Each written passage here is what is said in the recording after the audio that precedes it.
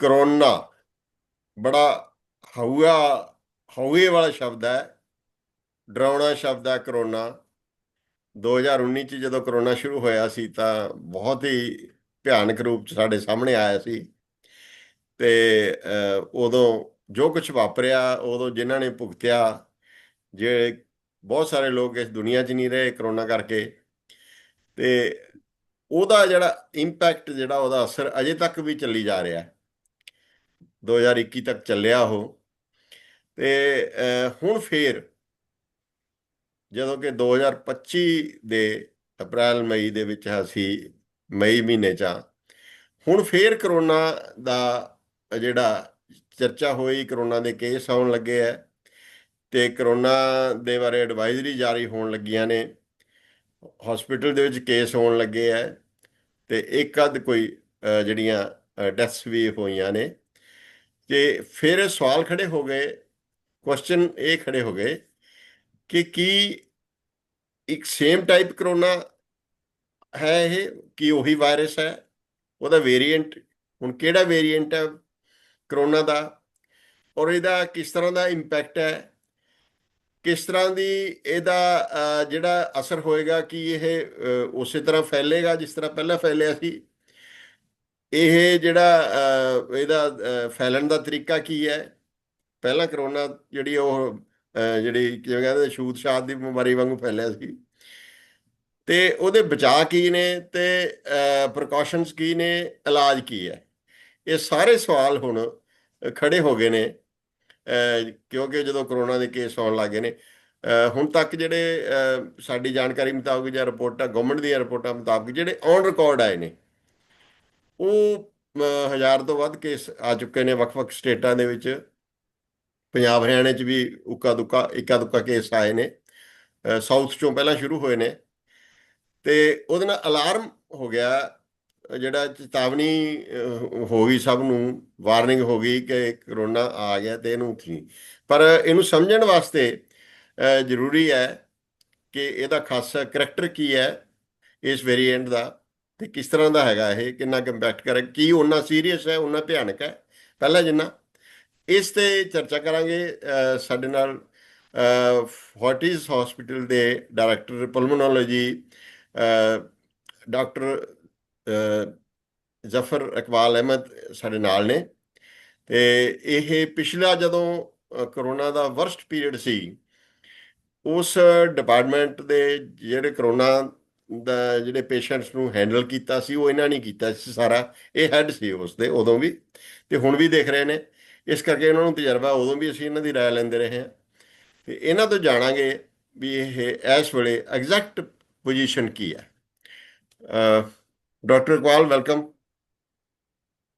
Thank you sir, बहुत बहुत शुक्रिया आपका सर। तो क्या समझते हैं आपके ये कोरोना, पहले का बात तो ये है कि it's the same corona virus, कोई अलग वेरिएंट है कि सेम है। नहीं सर, इस बार जो अब इंटरनेशनली और अब जाके इंडिया में भी खासकर हमारे एशियन कंट्रीज जैसे कि सिंगापुर साइड में जो रिपोर्टिंग हुई और हम्म। बाद में इंडिया में आने लगा, ये वेरिएंट जो नया वाला वेरिएंट है अब जो है वो ओमिक्रॉन का ही एक सब वेरिएंट है। हम्म। ओमिक्रॉन लोगों को पता है, हम्म। डेल्टा पता है। तो जो इनिशियल 2019-20 जो बहुत डेडली स्पेल था, हम्म। ये उसका सबड्यूड वेरिएंट है, अच्छा, हल्का सब डी। वेरिएंट है। हम्म। हाँ, अच्छा। सबसे पहले तो ये जानना जरूरी है। हम्म। तो इस वजह से आप देखिए, बात सिर्फ उसकी नहीं है कि वेरिएंट का नाम जान के हम उससे डरें या ना डरें, हम्म। दोनों बातें अलग हैं। तो इस बार जो है ये ओमिक्रॉन का ही एक सब टाइप है इंडिया हम्म। में, फॉर दैट मैटर। जो इस वक्त जो डेडली वाला फॉर्म स्ट्रेन आ रहा है वो हम्म। एक्सपी वेरिएंट या एन ए वेरिएंट, वो फैल रहा है थोड़ा। हम्म। जो हमारे इलाके में है वो जे आर वेरिएंट, जे ये वेरिएंट बहुत ही हल्के टाइप का है। हल्के टाइप है। मगर हाँ, ये है म्यूटेटेड वेरिएंट। और ये किस तरीके से बिहेव करेगा अभी जब केसेस सामने आने लगेंगे तब इसकी एक्चुअल शक्ल पता चलेगी। ये क्या क्या इफेक्ट कर सकता है। तो जी सर। लेकिन ये मतलब आपकी मतलब कि अभी वैसे तो इम्पैक्ट पता लगेगा, लेकिन कितना सीरियस है, जब तक जो पेशेंट्स आए हैं वो जी क्या इंडिकेट करते हैं? आपके पास भी पेशेंट आए? जी सर। तो अब तक जो हमारे पास पेशेंट है, ये जो कोविड का अब तक एक पेशेंट ही आया है। ये हम्म। बहुत ज्यादा सीरियस वाला नहीं लगा। हम्म। लेकिन चूंकि अभी हमारे पास एक ही पेशेंट है, इसलिए ये कमेंट कर देना ठीक नहीं है। हाँ, हम्म। लेकिन डरने वाली बात नहीं लगती है इस स्टेज पे। हम्म। जो साउथ में रिपोर्टिंग हो रही हैं, उसके हिसाब से कुछ पेशेंट्स में प्रॉब्लम आती हैं, आ रही हैं। हम्म। एक एक दो पिक्यूलियरिटी इस बार अलग से है। हम्म। जैसे कि जो यूजुअल हम कोविड के सिम्टम देखा करते थे, फर्स्ट स्पेल के बाद सेकंड स्पेल, फिर थर्ड फेज, इन सब में इस बार उसके लक्षण में थोड़ी सी बदलाव भी है। अच्छा। तो इसलिए ये म्यूटेशन के साथ आ रहा है। हम्म। इसमें मतलब हमें अलर्ट होना जरूरी है, और लेकिन at the same time panic करने की जरूरत नहीं होनी चाहिए। अच्छा, तो किस टाइप के इसके लक्षण हैं, जो जो इंडिकेशंस किस तरह के हैं, सिम्टम्स किस तरह के हैं, पहले से क्या डिफरेंस है और किस तरह के है इस पर? तो सर, जैसे हमने जब सेकेंड फेज में जब देखा था, जिसमें बहुत ज्यादा मौतें हुई थी, हाँ हाँ। उस समय जो सिम्टम्स आमतौर पे थे कि गला खराब होना, बुखार होना, और एकदम से सांस की तकलीफ हो जाना, खून आ जाना, और निमोनिया के तौर पे पेशेंट कुछ दिनों में ही वेंटिलेटर पे आ जाते थे। हाँ और ठीक है। वो हम्म। उनमें से बहुत पेशेंट नहीं बचते थे। हम्म। हम्म। लेकिन अमूमन एक बात कॉमन जो होती थी वो ये कि सबके सब या तो फीवर और कुछ रेस्पिरेटरी सिम्टम्स होते थे, जैसे कि खांसी हो गया, हम गला ऑक्सीजन की खराब कमी हो हो गया। जाती थी। हाँ। तो इस बार देखा जा रहा है कि बहुत सारे पेशेंट्स बिना इन मेन सिम्टम्स के आ रहे हैं। अच्छा। कुछ पेशेंट्स में जिनको सिर्फ बॉडी एक्स हो रहे हैं, जॉइंट बस। पेन्स हो रहे हैं। हम्म। उसके बाद एकदम से पेशेंट को सांस की तकलीफ हो जाती है या निमोनिया हो जाता है, और उसकी ऑक्सीजन गिरने लग जाती है। इस टाइप से पेशेंट आ रहे हैं इस अच्छा। बार के लक्षण। कुछ पेशेंट्स में पेट के सिम्टम्स भी बहुत आ रहे हैं, एकदम से बॉडी के साथ लूज मोशंस हो जाना। अच्छा। अच्छा। तो ये सिम्टम्स भी नजर में आ रहे हैं। अच्छा। तो मतलब ये जो ऐसे है कि पहले तो जब कोरोना फैल गया, अब क्या पैमाना है कि आपके पास पेशेंट आता है कि कोई बॉडी एक्स के या इस तरह की कंप्लेन, क्या फिर टेस्ट फैसिलिटी जो पहले थी अभी है वो सभी? सर, मैं तो फोर्टिस हॉस्पिटल में हूँ, जो एक टर्शरी और वेल इक्विप्ड हॉस्पिटल है। तो हमारे पास तो ये सारी फैसिलिटीज जब एस्टैब्लिश कर ली तो हमारे पास तो है।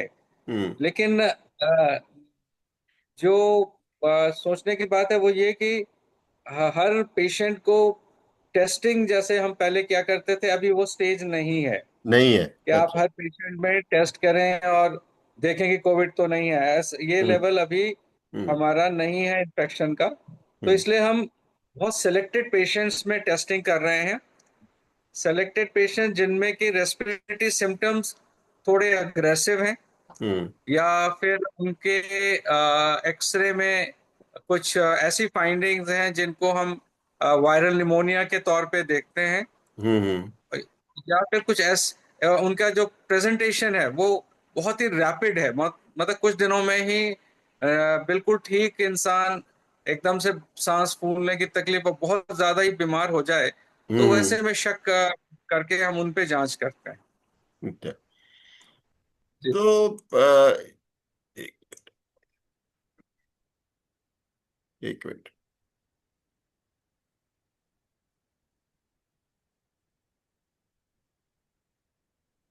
और ये जो पहले टेस्ट जैसे ये किट्स बनी थी, या टेस्ट का तरीका था, वो जो सर वही सर काम, वही टेस्ट उसी तरह के होते हैं कि टेस्ट और कुछ तब्दील हो गया? नहीं सर, टेस्ट वही है। अच्छा। नेजल स्वाब, गले का स्वाब लेकर हम्म। उसको टेस्ट किया जाता है। तो अभी हम रैपिड किट वगैरह नहीं यूज कर रहे हैं, लेकिन हाँ वो गवर्नमेंट की रिकमेंडेशन हो जाएगी और वैसा लेवल आना आ जाए तो फिर वो किया जाएगा। हम्म। अब तो कुछ एडवांस्ड एलिजा बेस्ड टेस्ट आ गए हैं जो हम अपने सेंटर पे कर पाते हैं। उससे हम बहुत सारे वायरसेस को एक साथ जांच कर लेते हैं। तो वो सिर्फ कोविड के लिए नहीं होता। हम्म। हम जिसको हम बायोफायर कहते हैं, हम वो टेस्ट करके जांच कर लेते हैं। लेकिन अमूमन जिसमें शक बनता है उसे हम गवर्नमेंट सेटअप पे भेजते हैं। हमारे यहाँ जो नेशनल जो गवर्नमेंट की लेबोरेटरीज है उससे हम वेरीफाई करते हैं। अच्छा, तो वेरीफाई वहां से होता है। आप वैसे हाँ ही जैसे पहले था कि कोई भी कोरोना केस है तो आपको गवर्नमेंट को रिपोर्ट करना पड़ता था, वैसे ही सिस्टम है अभी? बिल्कुल सर। जी सर। हम्म। सर ये तो सिस्टम उन्होंने तब से एस्टैब्लिश किया हुआ है। इसको हम्म। हम स्ट्रिक्टली फॉलो करते हैं सर। कोई भी इन्फेक्शियस डिजीज, स्पेशली इन्फ्लुएंजा हो गया, स्वाइन फ्लू हो गया हम्म। और कोविड हो गया, इसको हम गवर्नमेंट को निरंतर उसी वक्त रिपोर्ट करते हैं। तो क्वेश्चन ये है कि जब आम आदमी, कॉमन पर्सन को कैसे वो असेस करे, क्योंकि रूटीन में ही हम बॉडी एक होते रहते हैं, बुखार होता रहता है, सर, खांसी होती रहती है, तो कैसे आप असेस करें, जाए समझे कि कोरोना हो सकता है तो हम टेस्ट कराएं, या डॉक्टर के पास जाएं? ये सर, मेन, ये है सबके मन में क्वेश्चन। सर सबसे पहले तो ये कि आम आदमी को ये असेस करना चाहिए कि उसकी तकलीफ नॉर्मल खांसी सर्दी गला खराब मामूली अगर है तो परेशान ना हो। हम्म। क्योंकि इलाज सबसे इम्पोर्टेंट क्या है कि हम इसको फैलने से रोकें। अगर आप में कोई लक्षण है, गला खराब हो रहा है, सर्दी जुकाम हो गई है, तो दूरी बना ले दूसरों से, ताकि आपसे किसी और को ना जाए। लेकिन अगर आपके सिम्टम्स बड़ी तेजी से बिगड़ रहे हों, हम्म। लाइक आपके आज गला खराब हुआ और सुबह गला खराब हुआ, दोपहर शाम तक होते होते बुखार तेज होने लग जाए, हम्म। पूरा बदन टूटने लग जाए, आप बिस्तर पकड़ लें, या सांस फूलने की तकलीफ हो जाए, ब्लड प्रेशर फ्लक्चुएट करने लग जाए, खांसी में खून आ जाए, जोड़ों का दर्द इतना हो जाए कि आप खड़े नहीं हो सकते, बैठ नहीं सकते, हम्म। तो इसमें आपको मेडिकल हेल्प लेनी लेनी चाहिए। तो लेनी इसमें चाहिए। आपको तुरंत जांच करनी चाहिए। हाँ ये है कि थोड़ा नजला जुकाम हो गया है, गले में खराश है, कोई प्रॉब्लम नहीं है, तो इसके लिए आप जब टेस्ट ना कराएं, इसके लिए आप परेशान ना हो। अभी इतनी इस लेवल के इन्फेक्शन नहीं आई है। मतलब वो पैनिक वाली बात नहीं है, आप बोल रहे हैं कि लेकिन प्रिकॉशन लेने की जरूरत है। क्या क्या आप, बिल्कुल सर। ये पहले तो ऐसा था कि आप सभी को एडवाइजरी जारी हो गई थी कि मास्क, डिस्टेंस बनाओ और मास्क पहनो, तो आप क्या सर प्रिकॉशंस हैं, आप क्या बचाव के लिए, बचाव क्या कर सकते हैं? और इसके बाद नेक्स्ट क्वेश्चन भी है कि इलाज क्या है, उसका ट्रीटमेंट क्या है, जो पहले था वो ही है या कोई और उसमें तब्दीली आई है, उसमें रिसर्च हुई है, कोई बेटर हुआ इलाज?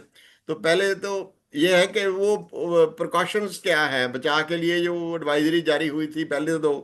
अब सर इलेक्शन कमीशन ने ये जो नोटिफाई की बाई इलेक्शंस, तो उसमें सर उन्होंने एक क्लॉज डाल दिया एक के 2019 वाले जो प्रिकॉशंस थे, जो एडवाइजरी थी उसको फॉलो करो, जो एक दूसरे से डिस्टेंस रखना है और करना है। तो वो क्या वही कुछ करना चाहिए, या कुछ उससे काम, या क्या करना चाहिए बचा के लिए? सर देखिए सर, सरकार को तो एक देश के लेवल पे हैंडल करना है। हम्म। और इस बीमारी को अगर हम एपिडेमिक नहीं बनने देना चाहते हैं हम्म। तो हमें इसको फॉलो करना चाहिए। ये एडवाइजरी हमारी सेहत के लिए जरूरी है कि भीड़ से बचें। हम्म। आ, बहुत पास होने से ही संक्रमण बढ़ता है। हम्म। हम मेरे मैं आपके 1 मीटर की अंदर अंदर की दूरी पे हूं तो मेरी सांस, मेरी खांसी आप तक जा सकती है और आपकी मेरे तक आ सकती है। अगर हम दूरी बना लें तो चांसेस कम हो जाते हैं, पहली बात। हम्म। दूसरी बात यह है कि अगर हम किसी से मिल रहे हैं या कई जगह, ऐसी जगह पे जहाँ बहुत सारे लोग इकट्ठे हैं, या किसी बंद जगह में है जहाँ पे अ, हमारी सांस, हम एक ही कॉमन वेंटिलेशन में है, तो ऐसी जगह पे अगर मास्क का इस्तेमाल हो तो हम अपने आप को सेफ गार्ड कर सकते हैं। बेटर है। हम्म। आप बेटर हो जाते हैं। और खासकर उनको जो जिनको की कोई सिम्टम्स हैं, आपका गला खराब है, आपको जुकाम हुआ है, खांसी हो रखी है, तो आप मास्क जरूर पहने, क्योंकि हम्म। आप जिम्मेदार हो जाते हैं 10 लोगों को आगे बीमारी को फैलाने में। अपने आप को दूर लोगों से अलग कर लें, क्योंकि हर मोमेंट यही देखा जाता है कि जो जिसको खांसी हो रही है वो कफ एटिकेट्स फॉलो नहीं करते हैं। इनफैक्ट मुंह को कवर करना कंधे से, एक और कफ एटिकेट्स जैसे हम बच्चों को इनफैक्ट आजकल सिखाते हैं, ये बड़ों को भी नहीं शायद पता होता कि हम हम्म। खांसते हुए अपने हाथ मुंह पे ना लगाएं। खांसते अच्छा। हुए हम अपने कंधे से यूं करके कवर करें, अगर हमने अच्छा, मास्क नहीं पहना। हाथ नहीं लगाना चाहिए। हाथ नहीं लगाना चाहिए कि खांसी करते हुए हमने हाथ लगा लिया, क्योंकि ये हाथ ये डायरेक्ट नॉर्मल 10 जगह रिएक्शन टच होता कर है। देना। हम्म। नॉर्मल रिएक्शन यही है। हाँ। तो ये छोटी छोटी बातों को अगर हम पब्लिक तक पहुंचाएं तो उनके सेहत के लिए हाँ, अच्छा या हो। ऐसे करते हैं, ऐसे ऐसे ये सब क्योंकि हम जिस सरफेस को टच करते हैं फिर हम उसको कंटामिनेट कर देते हैं। अच्छा, खांसी करते हुए। आपका सर। कहने का मतलब भी फैलने का जो उसका कारण है वो तो वही है जैसे बिल्कुल पहले सर। था। तो डिस्टेंस और मेंटेन करना और मास्क पहनना, तो वो प्रिकॉशंस तो वही है। बिल्कुल सर। हम्म। इनफैक्ट जो अब नया वेरिएंट आया है, हाँ। ये बहुत ज्यादा रैपिड है, ये इंटेलिजेंट है। जितना म्यूटेशन होगा हम्म। उतना वायरस इंटेलिजेंट होता जाएगा। तो ये वायरस पहले वाले वायरस से ज्यादा इंटेलिजेंट है। ये आसानी से ब्रीच हो जाता है। और अच्छा, इसकी एक खासियत और है कि बहुत सारे टेस्ट में पॉजिटिव भी तो नहीं उसने आता। ज्यादा ज्यादा एजुकेशन ली है उसने ज्यादा उसने सीख के हमें आया है।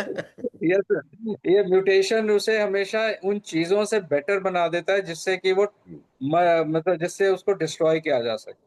बहुत अच्छा। सारे वो रेजिस्टेंस डेवलप कर लेता है। इनफैक्ट बहुत सारे जो हम टेस्ट कर रहे हैं, रूटीन टेस्ट करते थे, जो कोविड के किट टेस्ट करते थे, इसमें तो वो ये पॉजिटिव भी नहीं आएगा। हम्म। इसको पकड़ना थोड़ा मुश्किल भी होता है। तो इस वजह से ये इसको हम ना होने टेस्ट दें में ना पकड़ना फैलने दें। मुश्किल है। मुश्किल होता है जी सर, ये जो टेस्ट नए में। स्ट्रेन आ रहे हैं। हाँ सर। अच्छा। तो उसमें इसमें इसकी पॉजिटिविटी रेट कम है जो पिछले स्ट्रेन्स के मुकाबले। इसके स्ट्रेन्स की पॉजिटिविटी रेट कम है, इसलिए ज्यादा जरूरी है कि इसका हम संक्रमण रोक सकें। तो और अगला डेथ सवाल रेट सर क्या है? आप। डेथ रेट क्या है इसमें? पहले तो बहुत ज्यादा सर था। डेथ रेट, सर अभी तो सर बहुत जल्दी होगा कहना, कोई भी चीज एस्टिमेट करना। हम्म। बहुत हाई नहीं है सर, कुछ डेथ्स रिपोर्ट हुई हैं, हम्म। लेकिन इसलिए अभी पैनिक वाला टाइम नहीं है। नहीं है। लेकिन ये फैल जाएगा तो शायद हम्म। ये हमें तंग करेगा। इसका संक्रमण रोक पाए तो ज्यादा अच्छा है। तो क्या अ, ट्रीटमेंट क्या है इसमें? जो पहले ट्रीटमेंट होते थे, पहले भी चेंज होते रहे हैं। सर इस बार सर सर जो इसका ओमिक्रॉन का आप ट्रीटमेंट क्या हो रहा है? जब आपके पास पेशेंट आता है तो क्या करते हैं आप उसको? कैसे करते हैं सर, ट्रीट? जी सर। तो ऐसा है कि जो पिछली बार जब हम फर्स्ट और सेकंड फेज में लड़ रहे थे, तो उस समय कुछ ना कुछ हमें नया आता था, हमें हर मरीज को बचाने के लिए करना पड़ता था। अब बहुत वक्त निकल गया है और ये प्रूव हो गया है कि उनमें से बहुत सारी चीजों से फायदा नहीं होता। हम्म। तो इसलिए अब रूटीनली वो सारे ट्रीटमेंट ऑप्शंस जो हम पहले यूज किया करते थे, हम्म। वो हम अब छोड़ चुके हैं।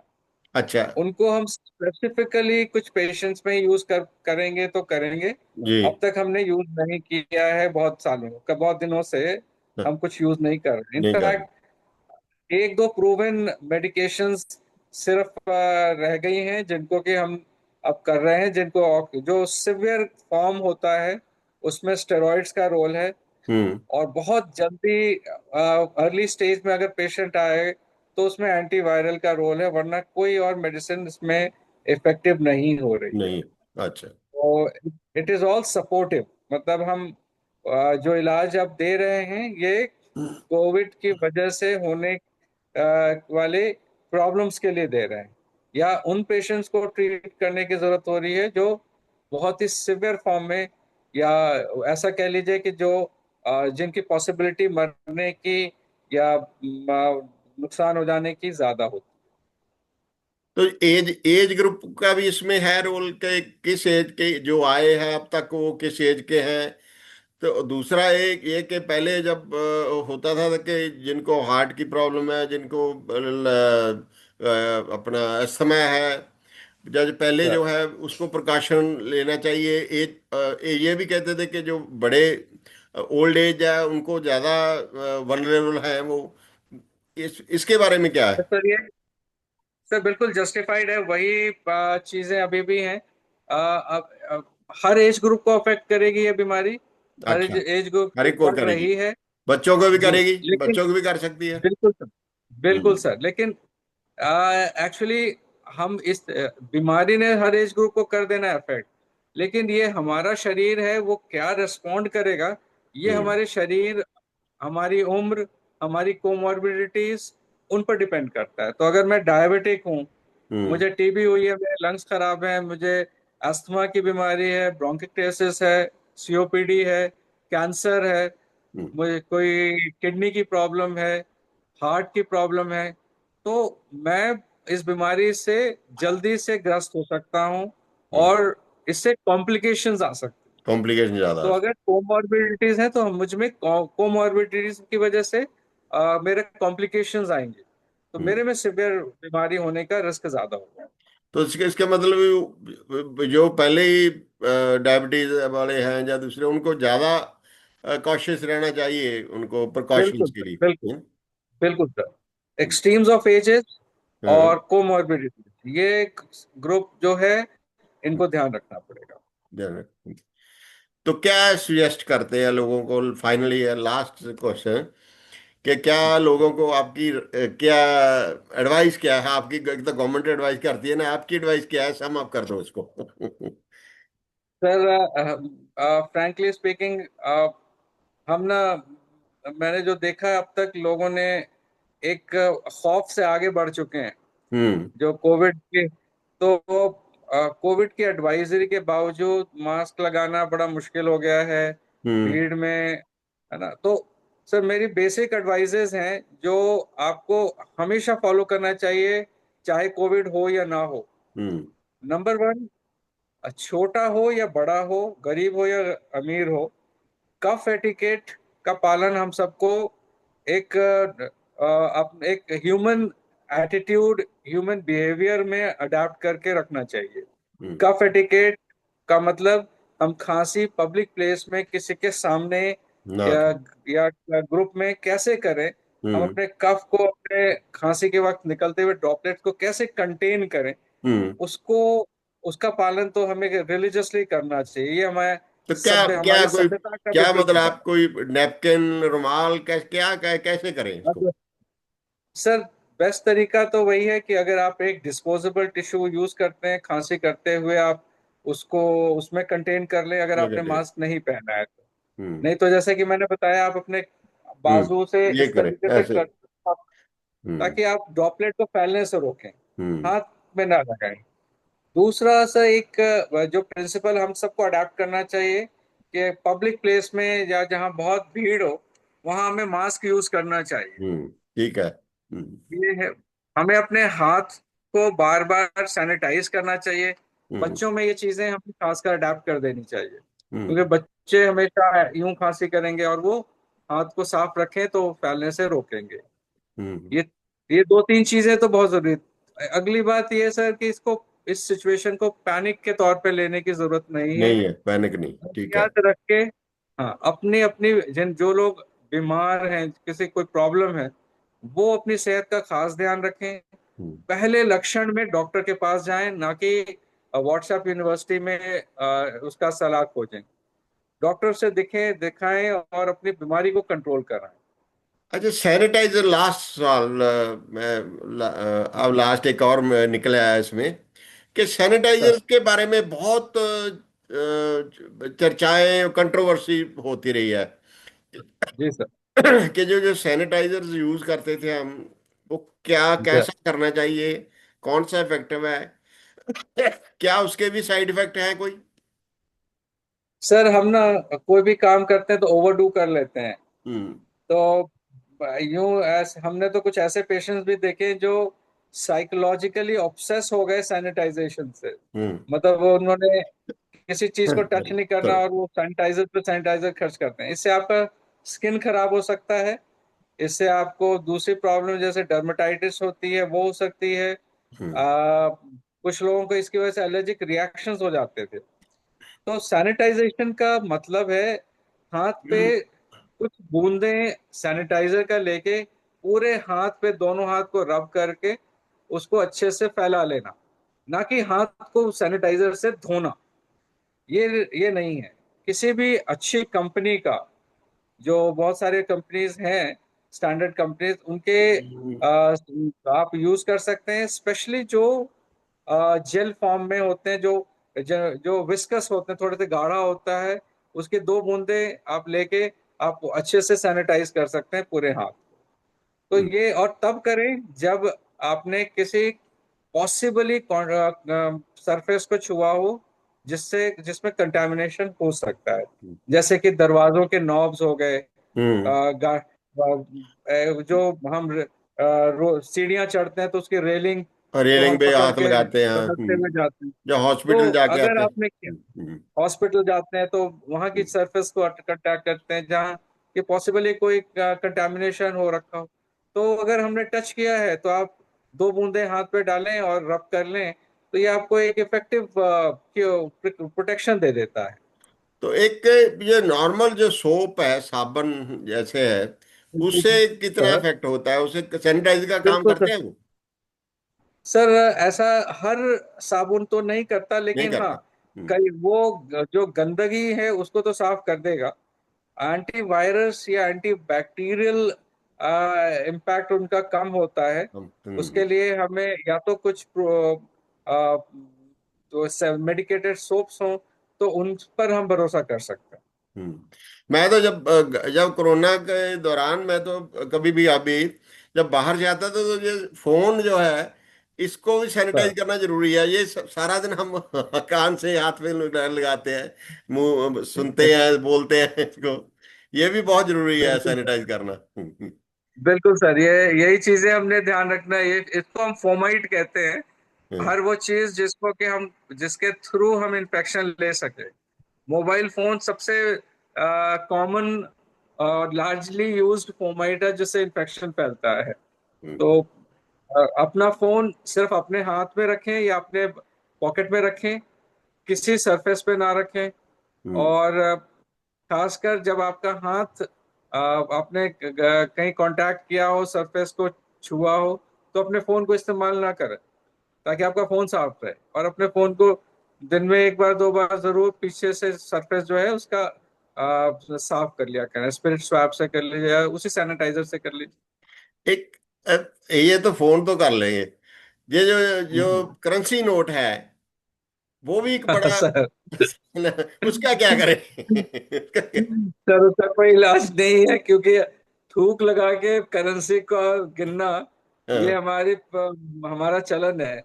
तो आपको इसीलिए I think digital money is the best option rather than depending on cash economy now. दे देते। हम तो कोरोना के वक्त हम उसको धोते थे, वॉश करते थे उसको ना, सारे को वॉश करके सुखाते थे, फिर वर्ष यूज करते थे कोरोना के वक्त सर, में। अब उस लेवल तक हमें पैनिक नहीं करना है नहीं सर। करना, ठीक है। चलो, नहीं करना sir. Thank you doctor Zafar. Thank doctor Zafar का बोलना कहना है कि इन्हों का कहना है कि पैनिक नहीं, सावधान रहना है, बचाव करना है। ओमनीक्रॉन ਜਿਹੜਾ ਵਾਇਰਸ ਹੈ ਇਹਨੂੰ ਉਹਨਾਂ ਸੀਰੀਅਸ ਜਾਂ ਉਹਨਾਂ ਉਸ ਤਰ੍ਹਾਂ ਦਾ ਨਹੀਂ ਹੈ ਜਿਸ ਤਰ੍ਹਾਂ ਦਾ ਪਹਿਲਾ ਸੀ ਕਰੋਨਾ।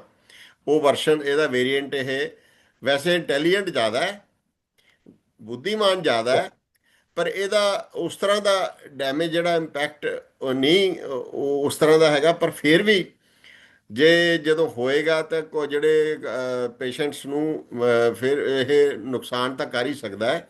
ਤੇ ਇਹਦੇ ਵਾਸਤੇ ਪ੍ਰੀਕਾਸ਼ਨ ਵੀ ਜ਼ਰੂਰੀ ਹੈ। ਤੇ ਖਾਸ ਕਰਕੇ ਜਿਹੜੇ ਜਿਹੜੇ ਪਹਿਲਾਂ ਪੇਸ਼ੈਂਟ ਨੇ ਕਿਸੇ ਬਿਮਾਰੀ ਦੇ, ਡਾਇਬੈਟਿਕ ਨੇ, ਹਾਰਟ ਦੇ ਪੇਸ਼ੈਂਟ ਨੇ, ਲੰਗਸ ਦੇ ਪੇਸ਼ੈਂਟ ਨੇ, ਅਸਥਮਾ ਵਾਲੇ ਨੇ, ਜਾਂ ਕੈਂਸਰ ਵਾਲੇ ਨੇ, ਉਹ ਵਨਰੇਬਲ ਜ਼ਿਆਦਾ ਨੇ। ਤੇ ਉਹਨਾਂ ਨੂੰ ਪ੍ਰੀਕਾਸ਼ਨ ਲੈਣੇ ਜ਼ਰੂਰੀ ਹੈ। ਪ੍ਰੀਕਾਸ਼ਨ ਵੀ ਭੀੜ ਦੇ ਵਿੱਚ ਖਾਸ ਕਰਕੇ। ਤੇ ਇੱਕ ਬਹੁਤ ਇਹਨਾਂ ਨੇ ਦੇਖੋ, ਇਹਨਾਂ ਨੇ ਕਿਹਾ ਕਿ ਇਸ ਤਰ੍ਹਾਂ ਜੇ ਖਾਂਸੀ ਆਵੇ ਭੀੜ ਦੇ ਵਿੱਚ, ਇਸ ਤਰ੍ਹਾਂ ਖਾਂਸੋ, ਹੱਥ ਨਾਲ ਲਾਓ। ਉਹ ਮੈਨੂੰ ਵੀ ਖਾਂਸੀ ਆਈ ਸੀ ਤੇ ਮੈਂ ਵੀ ਇਦਾਂ ਕੀਤਾ। ਮਤਲਬ ਕਿਉਂਕਿ ਸੁਭਾਅ ਬਣਿਆ ਹੋਇਆ ਨਾ ਸਾਡਾ। ਸੋ ਇਹਨਾਂ ਨੇ ਕਿਹਾ ਕਿ ਖਾਂਸੀ ਆਵੇ ਜਦੋਂ ਉਸ ਭੀੜ ਦੇ ਵਿੱਚ, ਤੁਸੀਂ ਇੱਥੇ ਆ ਕਰੋ। ਜੇ ਖਾਂਸੀ ਆਵੇ ਜਾਂ ਛਿੱਕ ਆਵੇ, ਛਿੱਕਾਂ ਵੇਲੇ ਬਹੁਤ ਹੁੰਦਾ, ਜਦੋਂ ਛਿੱਕ ਆਉਂਦੀ ਹੈ ਨਾ ਉਸ ਵੇਲੇ ਤੇ ਇਹ ਕਹਿੰਦੇ ਭੀੜ 'ਚ ਇਸ ਤਰ੍ਹਾਂ ਕਰੋ, ਜਾਂ ਆਪਣਾ ਕੋਈ ਉਹ ਜਿਹੜਾ ਤੁਹਾਡਾ ਡਿਸਪੋਜ਼ੇਬਲ ਜੇ ਪੇਪਰ ਵਰਤਦੇ ਹੋ, ਰੁਮਾਲ ਵਰਤੇ, ਉਹਨੂੰ ਯੂਜ਼ ਕਰੋ। ਸੋ ਪੈਨਿਕ ਨਹੀਂ, ਪ੍ਰੀਕਾਸ਼ਨ ਜ਼ਰੂਰੀ ਹੈ। ਇਲਾਜ ਵੀ ਇਹਨਾਂ ਨੇ ਦੱਸਿਆ ਕਿ ਪਹਿਲਾਂ ਨਾਲੋਂ ਇਲਾਜ ਡਿਫਰੈਂਟ ਹੋ ਗਏ ਨੇ, ਦਵਾਈਆਂ ਡਿਫਰੈਂਟ ਹੋ ਗਈਆਂ। ਤੇ ਪਰ ਸਾਰੇ ਸਿਸਟਮ ਪ੍ਰਿਪੇਅਰਡ ਹੈ ਉਹਨੂੰ ਕੋਪ ਕਰਨ ਵਾਸਤੇ। ਸੋ ਬਹੁਤ ਮਿਹਰਬਾਨੀ ਡਾਕਟਰ ਪਾਲ, ਤੁਸੀਂ ਜਾਣਕਾਰੀ ਦਿੱਤੀ। ਤੇ ਉਮੀਦ ਹੈ ਸਾਡੇ ਜਿਹੜੇ ਦਰਸ਼ਕ ਹੈ ਉਹਨਾਂ ਨੂੰ ਕਾਫੀ ਇਸ ਤੋਂ ਇਹ ਐਜੂਕੇਟਿਵ ਰਿਹਾ ਹੋਏਗਾ ਸਾਡਾ ਜਿਹੜੀ ਟਾਕ ਹੈ। ਥੈਂਕ ਯੂ, ਮਿਹਰਬਾਨੀ। Thank you so much sir, बहुत बहुत शुक्रिया आपका। Okay, ਥੈਂक you. ठीक है सर।